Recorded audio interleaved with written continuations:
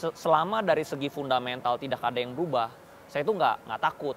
Yang saya takut tuh kalau fundamentalnya berubah, itu yang saya takut banget. Justru menurut saya ini jadi, artinya perusahaan yang PANI ini brandingnya bagus. Dibantu promosi. Iya, brandingnya bagus sampai yang disorot ini mulu. Yang ini artinya brandingnya lemah nih. Oke.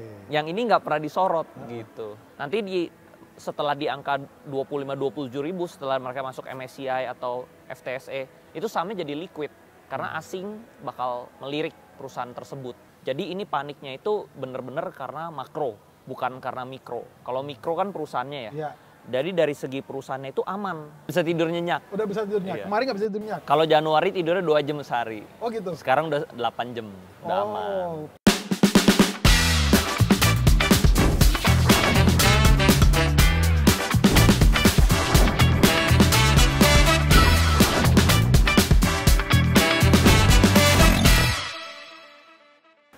Oke, ketemu lagi di acara The Fit Post Show. Hari ini kita akan membahas tentang saham multibagger turun, panik atau peluang. Nah, seperti kita ketahui hari ini, pasti semua orang tahu dan kenal. Kemarin ada saham yang cukup fenomenal, ditambah dengan berita yang cukup viral. Dan saya langsung undang orangnya datang ke tempat ini dalam acara The Fit Post Show. Dan ini adalah acara kali pertama kita akan membuat dengan cara yang berbeda. Kalau yang tadinya ada di studio, kita akan buat beberapa kali acaranya di luar studio, di mana kita ingin langsung bertemu dengan narasumbernya, langsung dalam acara Meet and Greet Live The Fit Post Show. Nah, hari ini tanpa berlama-lama kita sapa Ko Andri Hakim. Thank you nih Pak Firman ya, udah diundang. Ini mungkin yang acara keberapa? Ketiga ya? Yang keempat. Keempat ya? Oke. Keempat. Terima kasih kok. Thank you. Dulu Thank kita you udah pertama sering kali diundang. ketemu di CNBC. Betul, pertama ya, itu pertama ya. Pertama kali CNBC. Berikutnya di Trans ya? Di Trans. Oke. Betul. Kok kemarin ada, saya perhatiin sekarang sepertinya udah nggak panik lagi ya kok? Enggak, udah Pak.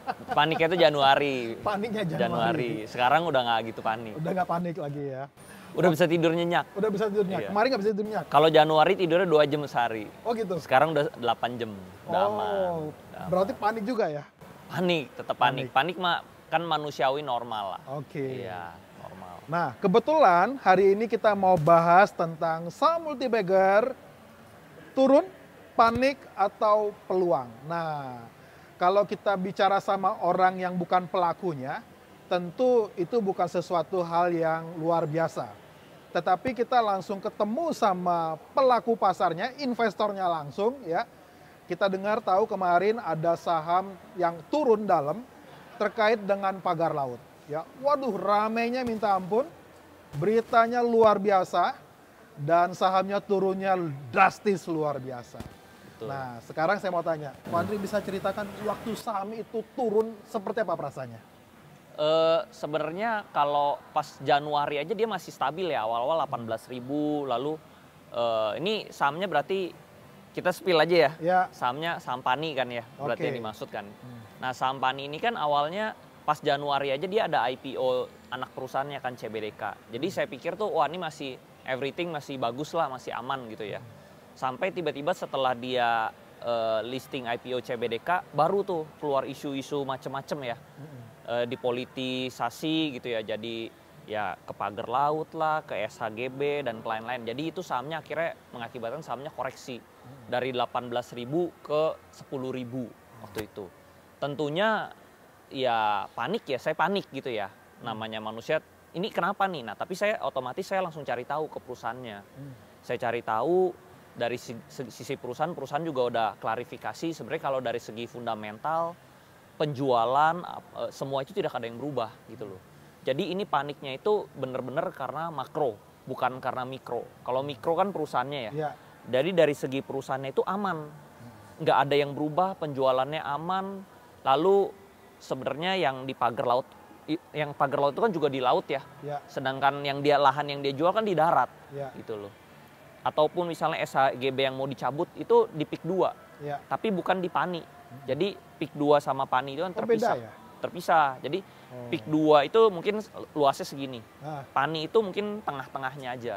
Oh. Gitu. Oke, Nah, oke. jadi yang kalau ada yang mau dicabut pun, yang dicabut pun sebenarnya tidak masuk dalam PANI. Oh, di luar daripada PANI. Betul, Oke. gitu. Lalu tapi semua satu persatu kan udah beres, dia bilang gitu loh. Lalu misalnya ada isu-isu yang lain-lain itu semua udah beres sebenarnya dari segi perusahaan. Cuman kan berita itu kan agak terlambat ya. Iya. Jadi orang-orang panik, disitulah jual. Orang-orang pada panik selling jualan. Tapi Nah. saya pas turun tuh saya beli lagi. Oke. Ko Saya Andri, tambah.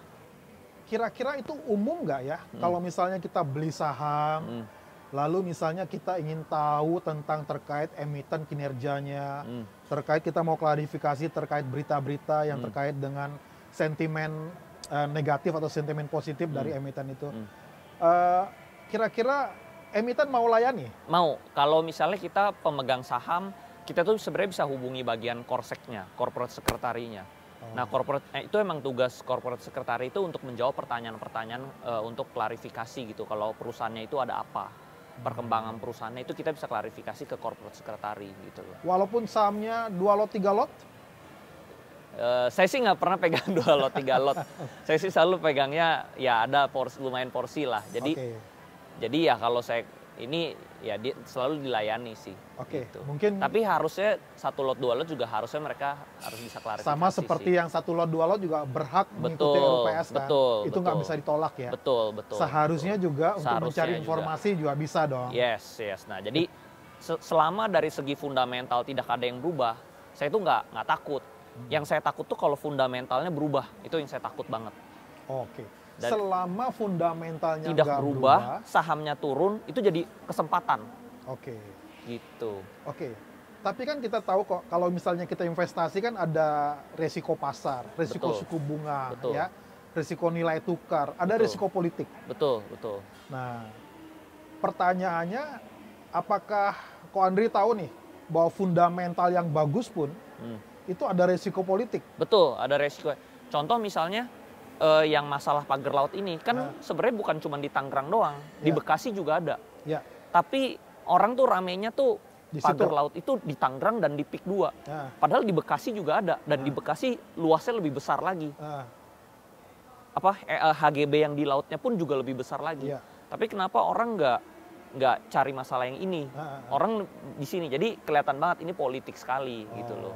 Karena kalau memang misalnya dia memang mau carinya pagar laut harusnya semua dong. berimbang ya. Imbang, Tangerang kena, Bekasi kena gitu loh. Perusahaan Bekasinya Modern Land juga harusnya kena gitu. Tapi ini enggak, nih selalu PIK doang gitu loh. Jadi kelihatan banget di sini dipolitisasi seperti itu. Oke. Nah, tapi fundamentalnya nggak berubah. Justru menurut saya ini jadi, artinya perusahaan yang PANI ini brandingnya bagus. Dibantu promosi. Iya, brandingnya bagus sampai yang disorot ini mulu. Yang ini artinya brandingnya lemah nih. Oke. Yang ini nggak pernah disorot gitu. Cuma karena disorot, sahamnya turun. Dua-duanya sih turun ya, dua-duanya turun. Gitu. Oke. Nah, sekarang Ko Andri, dengan misalnya saham yang turun segitu dalam ya, dari sampai yang hampir mendekati 10.000 ya, Yes, betul. 10.000. Ko Andri masih pegang? Saya masih pegang. Sama sekali nggak jual? Karena menurut saya kalau tergantung ya, misalnya kalau orang-orang pegangnya jumlahnya kecil, mungkin dia boleh jual dulu, nanti pas turun di bawah dia baru boleh beli lagi. Tapi saya kan pegangnya dalam jumlah besar nih. Kalau saya jual di harga bawah itu, saya hitung-hitung saya rugi. Maksudnya saya kehilangan potensi gain tuh banyak gitu. Jadi mendingan saya hold aja. Jadi tergantung porsinya ya. Kalau porsi kecil boleh jual dulu, lalu nanti di bawah beli lagi. Kalau porsi besar boleh ya mendingan kita hold daripada kita buang, jual murah jadinya. Oke. Sayang dong, saya merasa value-nya di sini. Kenapa saya harus jual di sini? Saya merasa begitu. Oke. Seperti itu. Jadi malah saya ini udah murah banget, saya beli lagi. Oke. Seperti itu. Oke. Nah, pemirsa, pengucapan nama emiten saham itu tidak ada unsur untuk ajakan membeli atau menjual. Betul. Nah, saya mau tanya nih kok. Kemarin ada acara di PANI nih, di PIK. Yes. Ya, mobilnya Ko Andri itu ada tulisan 25K. Iya. Apa artinya tuh kok? 25K itu sebenarnya itu target awal saya sebenarnya. Target awal. Karena di angka 25K itu, PANI itu berpotensi masuk ke indeks. indeks MSCI dan MSCI. FTSE. Iya, Jadi maksudnya betul. 25K itu untuk dia bisa masuk ke MSCI. Yes, betul. Sebenarnya dia masuknya itu di 27 ribuan. Oke. Seperti itu. Jadi itu target yang paling bagus. Nanti setelah di angka 25-27 ribu, setelah mereka masuk MSCI atau FTSE, itu sahamnya jadi liquid. Karena asing bakal melirik perusahaan tersebut gitu. Oke. Jadi itu target menurut Target. saya, target. Oke.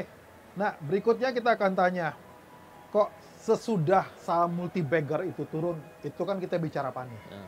Pertanyaannya, pernah nggak sih Ko Andri beli saham yang katanya bakal multi-bagger, tapi tiba-tiba malah anjlok?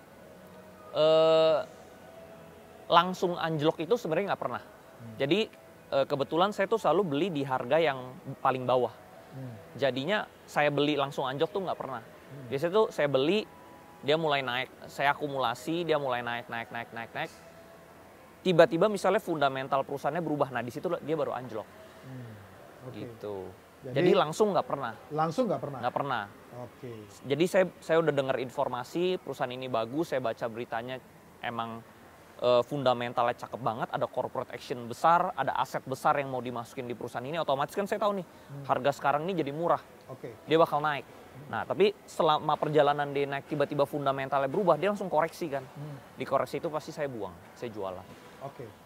Gitu. Nah, kalau saham yang ini, yang ya identik lah ya. Kalau bicara Andri Hakim, orang langsung tahu, wah itu PANI gitu ya. Betul. Wah kalau saham ini itu PANI gitu ya. Betul. Makanya ketika pagar laut orang tanya, wah ini gimana nih?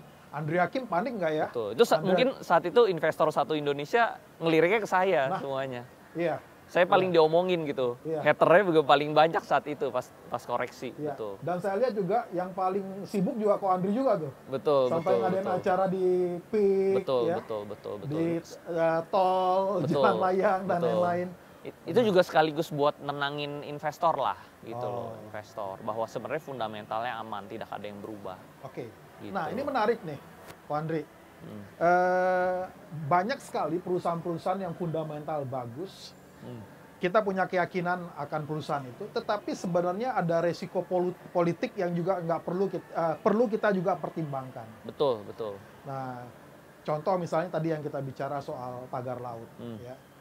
Nah, itu kan sebenarnya pagar laut itu bisa muncul memang agak aneh ya, lucu ya. Kok bisa sih laut di kapling-kapling? Iya, gitu ya? betul. Nah, nyerempet lah lari ke sana tuh. Betul, lari ke sana. Seberapa kuat Andri Hakim percaya bahwa fundamental itu tidak akan bisa tergoyahkan dengan adanya sentimen terkait dengan politik? Nah, sebenarnya koreksi saham PANI ini bukan yang pertama kali. Jadi sebenarnya saham multi-bagger yang saya pegang selama ini itu juga banyak yang koreksi sebenarnya. Jadi waktu saya beli PANI di awal-awal itu dia pernah koreksi juga.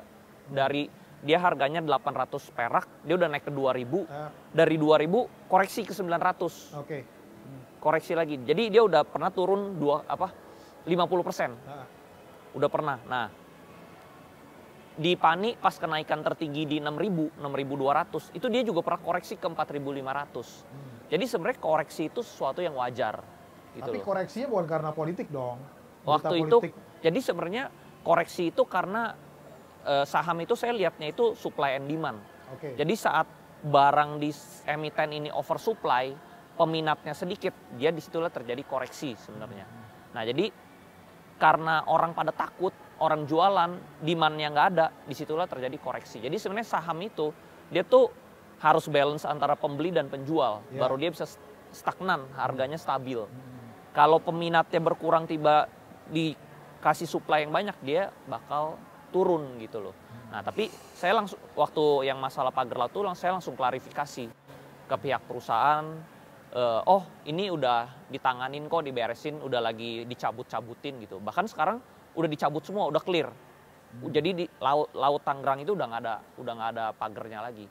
Nggak ada pagarnya lagi. Udah nggak ada, udah clear gitu loh. Makanya Andri Hakim bisa tidur nyenyak. Tidurnya juga udah nyenyak, betul. Oke. Mungkin kalau yang Bekasi belum dicabut clear, yang di Tangerang udah dicabut clear. Oh, itu gitu. ada terkait dengan saham juga ya di Bekasi? Saham Modern Land. Oh, Modern Land, Yes. MDLN. Yes, betul. Oke. Nah, Tapi di situ nggak disebut-sebut, selalu yang diincer yang ini iya, terus. yang itu Ya, ya. Jadi politisi ya makin kita tinggi kan, ya anginnya makin kencang lah. Oke, Ko Seperti Andri itu. punya MDLN? Nggak ada, Oh, saya nggak ada. Nah, kenapa Ko Andri di situ nggak ada, sini ada? Karena kalau saya lihat tuh kan perusahaan itu harus bertumbuh. Hmm. Kayak namanya manusia itu kan harus berkembang. Kalau dia nggak berkembang mati gitu loh. Sama lah ikan kan harus ngelawan arus, artinya dia hidup. Nah sama perusahaan juga sama, dia harus berkembang. Nah saya lihat di Pantai Indah Kapuk itu pengembangannya luar biasa. Setiap minggu kita ke sana ada jalan baru yang dibuka, ada proyek baru, aset baru. Jadi itu berkembang terus. Jadi investor itu yang dia cari itu sebenarnya growth, perkembangan gitu loh. Kalau dia tidak ada perkembangan, saham ini murah, dia bakal murah terus, nggak bakal naik-naik. Dia harus ada growth fundamental perusahaan, story-nya, itu baru dia bisa naik gitu loh. Oke. Tapi kalau Seperti kita itu. lihat pernya kan udah ratusan tuh ya. Tuh. Nah, per ratusan itu di properti itu sebenarnya wajar. Karena properti itu harus serah terima kunci, baru dia bisa dimasukkan ke dalam pembukuan. Jadi per yang besar ini adalah hasil dari penjualan 3 tahun lalu, 3 sampai 5 tahun lalu. Gitu loh. Bayangin sedangkan penjualan tahun lalu aja Pantai Indah Kapuk tuh meledak. Nah, penjualan tahun lalu itu baru tercermin 3 tahun ke depan. Gitu. Jadi kalau kita misalnya punya holding stamina bisa hold 3 sampai 5 tahun ke depan, PR-nya itu bakal turun. Seperti itu. Oke. Jadi itulah emiten properti seperti itu. Oke. Ko Andri banyak kan pegang saham-saham properti atau campur? Sebenarnya campur. Sebenarnya properti saya cuma satu, Pani doang. Oh, properti hanya satu? Cuman Pani doang. Yang lain saya nggak pegang. Oke. Tapi selain Pani saya juga main saham-saham multi-bagger lain. Yang lainnya yang kecil-kecil juga saya ada main. Gitu. Yang saya merasa ini sahamnya mau di backdoor, mau diakuisisi, mau diinjek aset yang besar, itu saya beli semua. Itu contoh misalnya dari tahun lalu ya, Pani itu kan saya untungnya hampir 300% ya tahun lalu kenaikan Pani ya. Karena Pani tahun lalu itu 5.000, dia memang tertinggi sampai 20.000 ya. 19.000 lah, jadi hampir 300%. Ya memang sekarang ada koreksi, tapi menurut saya year to date Pani itu masih tinggi, masih 100% lebih gitu loh tahun lalu. Nah tahun ini memang Pani belum bergerak. Tapi kalau kita lihat studinya dari 3 tahun yang lalu, Pani itu selalu naiknya itu di akhir-akhir tahun. Selalu akhir tahun? Yes, karena di akhir tahun ini dia selalu ada corporate action. Jadi saham Pani saya nggak apa-apa nih sekarang belum naik, tapi saya yakin year to date akhir tahun dia pasti naik. Tapi di satu sisi saya ada main saham-saham lain juga gitu, yang kecil-kecil, yang saya merasa di backdoor. Nah, saham saya yang kecil-kecil ini dari Januari ini saya pegang itu ada yang udah naik 300%, 100%. Itu dalam sebulan. Sebulan? Sebulan. 200 sampai 300%? Betul. Untuk saham-saham yang kecil? Yang kecil gitu loh. Ada yang saya trading, ada yang saya hold gitu. Dari semua ini aja yang kecil-kecil, itu saya dari Januari ke Februari itu saya untung udah hampir 100 miliar.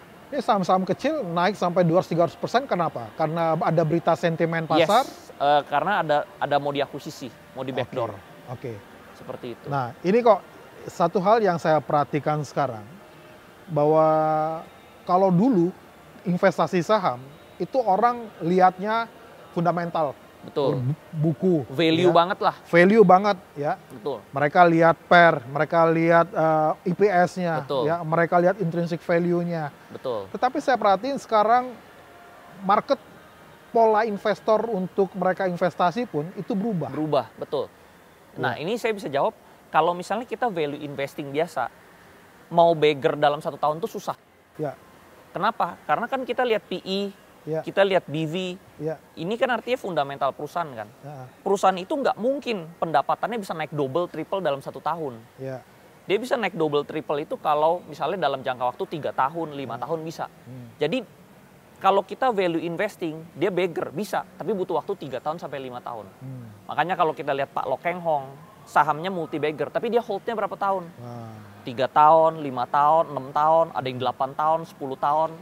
Bisa, karena dia butuh untuk perusahaan ini keuangannya bertambah, dia butuh waktu. Sedangkan saya bisa baggernya kurang dari 1 tahun, kenapa? Karena dia diinjek aset. Oke. gitu. Jadi saya lebih cepat gitu loh. Dan Jadi biasanya saya bisa lebih, saya hampir bentar lagi mau ngejar Pak Lo Keng Hong gitu, karena lebih cepat. ya, biasanya kalau ada akuisisi atau merger itu ada revaluasi aset. Betul. Dan betul. itu yang membuat harganya jadi Otomatis dia murah. salah harga. Salah harga. Salah harga. Yang tadinya perusahaan kecil mungkin cuman asetnya 100 miliar doang, tiba mau diinjek 10T. Otomatis valuasi dia harus 10T. 10T. Dari 100 miliar ke 10T, itu kan naik 1000%, 1000 kali lipat. Betul. 1000% itu berarti 10 kali lipat, 10 Oke. kali lipat. Betul, betul, Nah, betul. itu dalam jangka waktu singkat. Mungkin saya dalam jangka waktu 6 bulan, saya bisa 10 kali lipat uang saya. Kalau saya taruh 10M, jadi 100M.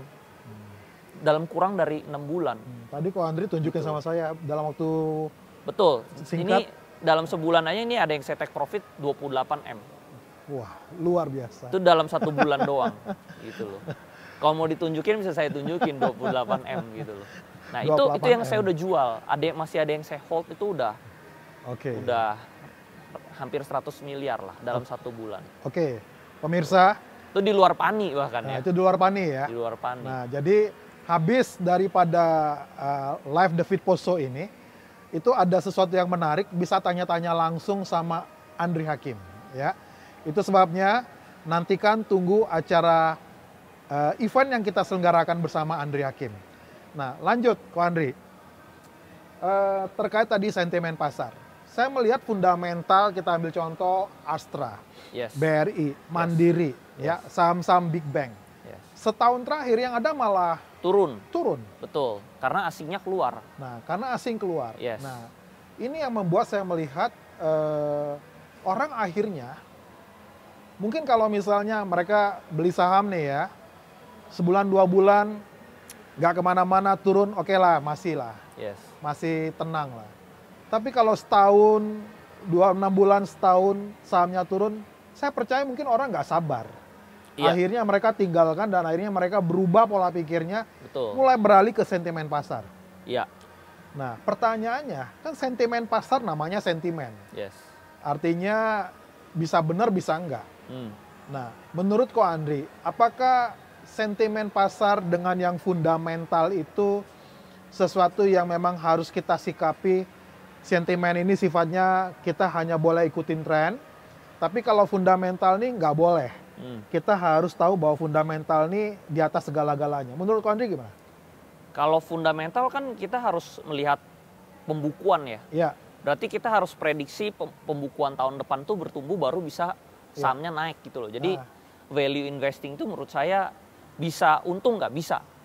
Tapi kan lebih lama aja. oh, Lebih lama. oke. Contohnya misalnya big banks ya BRI, Mandiri itu bisa naik nggak? Bisa. Cuman holding stamina kita harus panjang. Kalau misalnya asing keluar, dia turun, kita harus beli lagi, averaging di bawah. Terus udah gitu kita sabar. Untung, ditarik panjang untung. Gitu loh. Cuman nggak bisa cepet. Oke, berarti Gitu. kalau sentimen pasar terkait fundamental, oke, ada sentimen pasar yang bagus, lalu Dihitung pembukuannya. pembukuannya. Tahun depan kira-kira omsetnya bisa naik gak, profitnya bisa naik gak, Oke. baru tercermin. Artinya- Jadi butuh waktu. Jadi sebenarnya fundamental juga diperhatiin Fundamental. juga. Jadi sentimennya ini beritanya, rumornya, Yes. itu dicek kebenarannya, Yes. dilihat apa betul atau tidak, lalu Yes. dipotret ke fundamentalnya seperti apa. Yes, jadi memang ada dua ya. Fundamental tuh yang pertama tadi kan value investing. Nah kalau yang saya punya, saya bilangnya itu growth investing. Oke. Jadi misalnya saya ajarin orang di kelas gitu ya, cara cari saham multi-bagger. Ya. Multi-bagger tuh sebenarnya lebih ke growth investing, bukan value investing. Karena kalau saham growth, kita cek PE-nya, BV-nya, nggak masuk semuanya. Karena dia baru diakuisisi. Laporan keuangan yang tercermin itu laporan keuangan di perusahaan lamanya. Belum terkoreksi di aset yang baru. Seperti itu. Oke. Jadinya nggak bisa dilihat PE-nya, BV-nya. Jadi kalau misalnya orang yang value investing, yang tok kacamata kuda value investing gitu ya, dia nggak cocok ini. Ya. Ini PE-nya gede, BV-nya gede. Nah, Ya. kalau saya tuh orangnya bisnis ya, businessman. Ini nggak bisa dilihat PE, BV-nya karena dia asetnya aset ini. Kita harus lihat aset future-nya, gitu loh. Jadi kita harus lihatnya lebih jauh ke depan, gitu loh. Oke. Jadi itu. growth investing. Growth investing masuknya, bukan value. Oke. Tapi dua-duanya tetap fundamental menurut saya. Tapi kalau growth investing ini biasanya kan untuk perusahaan-perusahaan yang kecil ya, Yes. yang market kecil. cap-nya masih kecil. Yes, di bawah 1T. Kenapa? Oh. Karena perusahaan yang diakuisisi itu nggak ada yang terlalu besar. Contoh nih, saya misalnya punya uang ya, saya mau akuisisi perusahaan nih. Nggak mungkin saya akuisisi yang udah Besar. 10T, 100T, nggak. Duit saya habis. Saya pasti akuisisi yang kecil-kecil nih. Oke. Yang misalnya ratusan miliar, baru saya masukin injek aset yang besar. Jadi potensinya lebih besar, seperti itu. Oke. Ya, Ko Andri, dengan misalnya kita melihat sekarang kan ini shifting industry ya, semua berubah, Yes. pola investor berubah, Iya. ya. Berarti perusahaan juga, pemimpin perusahaan juga, pemilik perusahaan juga, mereka dituntut untuk mereka juga senantiasa berinovasi. Iya. Ya, dan kita bisa melihat itu sangat cepat sekali perubahannya. Nah, bagaimana Ko Andri melihat dengan pola perubahan industri yang sekarang itu begitu cepat, bahwa seorang investor juga mereka harus juga melakukan adaptasi ya. Nah, adaptasi seperti apa yang harus dimiliki seorang investor supaya mereka tanda kutip senantiasa cuan? Adaptasinya menurut saya harus ikut perkembangan perusahaannya sih. Itu nomor satu ya. Jangan misalnya kita beli saham terus kita tinggal tidur gitu loh. Ya. Tadinya udah untung, akhirnya ke bawah rugi gitu loh. Nah, ini kita harus, contoh lah seperti kita berbisnis ya. Kan misalnya kita berbisnis sama temen lah, bisnis real ya. Kan tetap kita harus update sama temen kita dong. Ya. Gimana nih omsetnya bulan ini bagus gak? Omset bulan depan bagus gak? Kan kita lihat, kita datang ke tokonya, misalnya restoran, bisnis restoran bareng kan kita pantau. Sama juga kita di bisnis saham juga kita harus pantau terus perusahaannya. Gitu loh, jangan misalnya dia beli udah dia tinggal. Nah, itu yang biasanya mengakibatkan orang rugi karena tidak fokus. Kadang nggak fokus. Nggak fokus gitu. Jadi saya juga bisa untung besar di saham itu karena saya fokus kan. Gitu.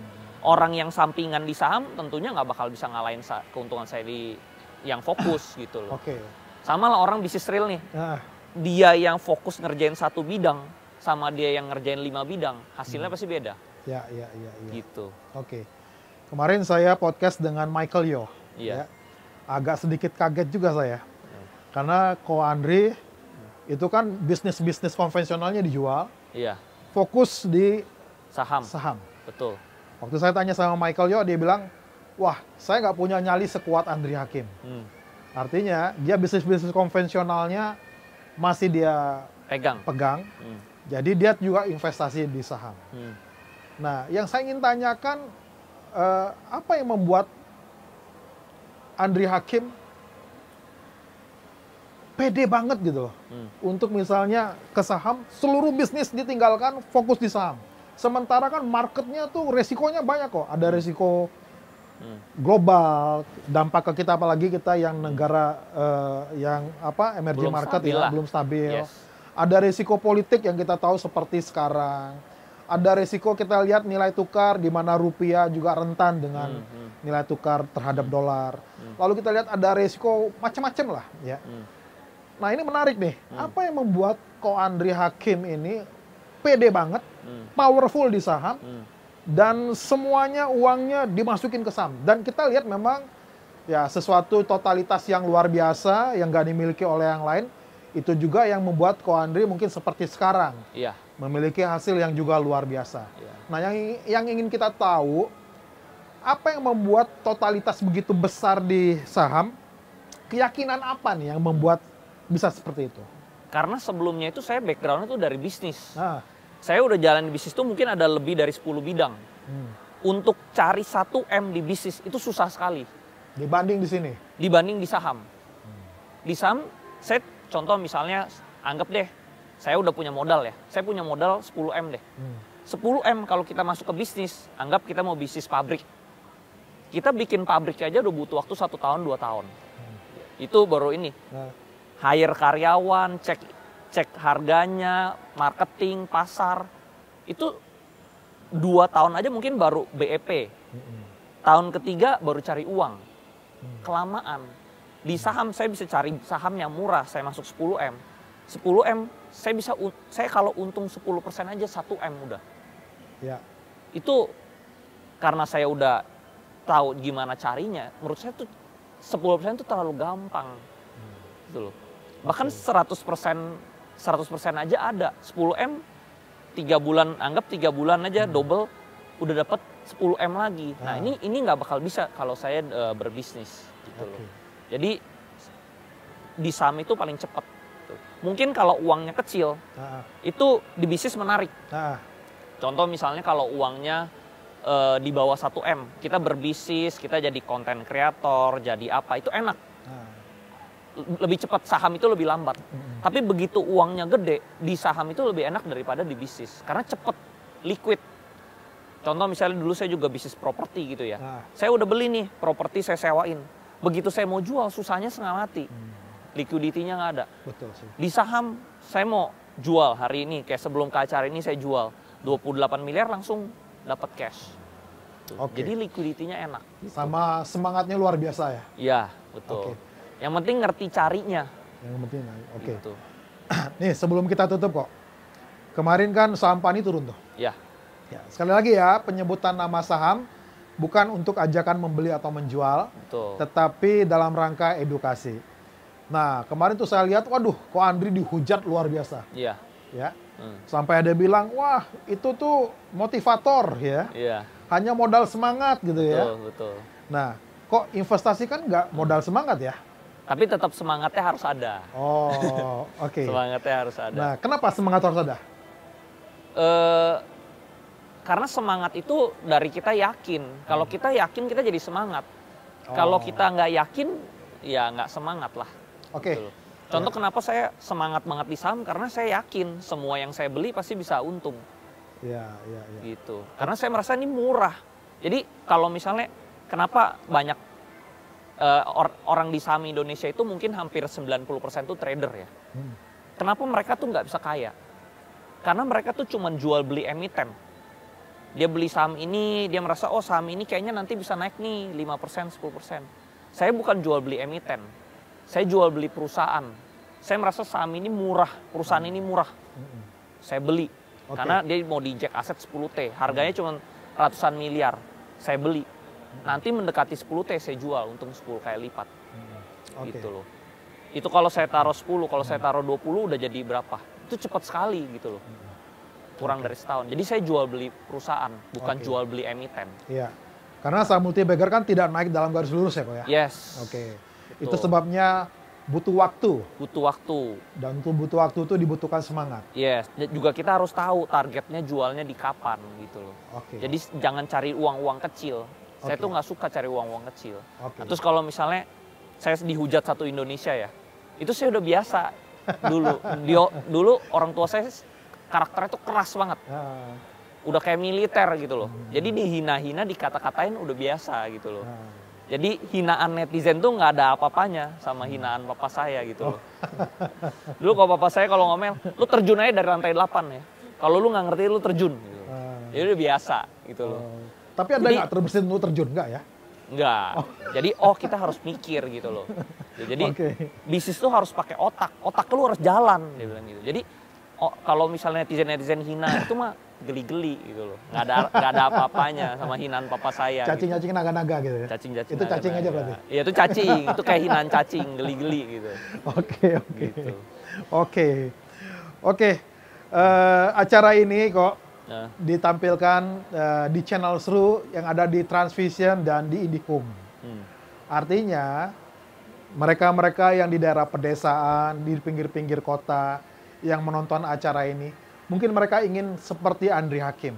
Apa tips dari Andri Hakim bagi pemula yang ingin mereka benar-benar totalitas berinvestasi di saham atau menjadi seorang trader atau trading for living?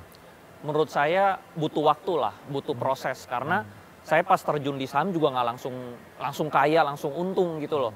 Awal-awal juga saya rugi, awal-awal juga saya mulai dari duit kecil. Pertama tes masuk 10 juta gitu loh. Tes sampai kita udah dapat, udah ngerti, udah paham, udah kan katanya kan kita harus punya 10.000 jam ya. Untuk ahli di suatu bidang. 10.000 jam. Yes, kita harus udah lewatin 10.000 jam itu. Gitu loh. Jangan kebanyakan generasi sekarang gitu Gen Z ya. Mereka tuh mau instan. mau langsung beli langsung kaya Ya. gitu loh. Mereka nggak mau lewatin prosesnya. Saya juga bisa nemu saham ini kan karena saya udah tahu triknya, udah Berapa lewatin lama itu? proses. Berapa lama tuh menemukan trik itu? Sebenarnya saya tuh masuk saham itu belum lama, dari 2018. Saya baru nemu trik ini tuh di 2020. 2 tahun. Yes. Ya dua setengah tahunan lah. Saya temu trik ini. Oh, ternyata saya jadi tahu. Awal-awal saya masuk value investing tuh pertumbuhan portfolionya segini. Kalau saya growth investing tuh pertumbuhannya segini. Jadi saya fokus cari yang growth. Seperti itu. Oke. Oke, pemirsa The Fit Poso, bagi yang ingin seperti Andri Hakim, ikuti follow YouTube-nya, ikuti acaranya The Fit Poso, download aplikasi YouTube-mu, dan ada barcode di sana. Tinggal amati, pantau. Apabila nanti ada kelas yang akan diselenggarakan oleh Andri Hakim, tinggal scan barcode-nya. Khusus pembelian melalui The Fit Poso, itu saudara bisa ikut langsung acara meet and greet, langsung bertemu dengan Andri Hakim seperti acara ini. Di Coffee Bean ya? Di Coffee Bean atau di tempat-tempat yang kita akan pilih. Oke. Karena kalau misalnya langsung ikut kelasnya Ko Andri, biasanya banyak ya pesertanya ya. Banyak. Dan hanya untuk khusus yang mendaftar melalui The Fit Poso akan mendapatkan spesial event bersama dengan Andri Hakim. Oke, sampai ketemu di acara berikutnya bersama Andri Hakim. Dan bagi pemirsa di berbagai daerah yang setia dalam acara The Fit Poso, kali ini Andri Hakim akan memberikan acara ke depan dengan tema Meet and Greet The Fit Poso live bersama Andri Hakim. Oke, makasih. Thank you. Ko Andri. Thank you udah diundang. Makasih kok. Oke, see you.